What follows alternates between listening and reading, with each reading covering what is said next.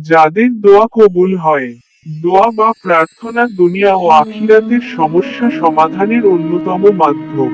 তবে দোয়া হতে হবে সঠিক পন্থায়।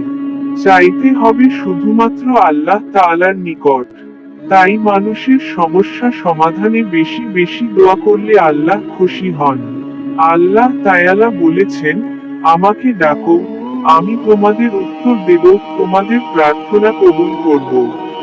এই আয়াতের আলোকে মানুষের সব ধরনের প্রয়োজনে আল্লাহ তাআলার কাছে প্রার্থনা করা একান্ত কর্তব্য।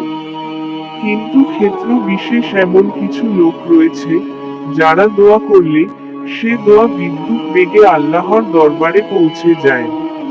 আর আল্লাহ তাআলাও সে দোয়া কবুল করেন। যা তুলে ধরা হলো, পিতা মাতার দোয়া সন্তানের জন্য, সন্তানের দোয়া পিতা মাতার জন্য, মুসাফিরের দোয়া, বিপদগ্রস্ত ব্যক্তির দোয়া, মজলুম অত্যাচারিত নির্যাতিত নিপীড়িত ব্যক্তির দোয়া। আবু দাউদ, হাহ 1536। হাজির দোয়া, হজের সময় ও হজ সম্পাদনের পর 40 দিন পর্যন্ত।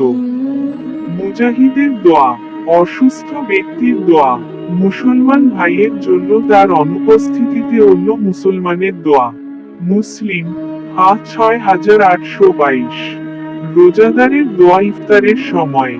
তিরমিজি, হা 2526।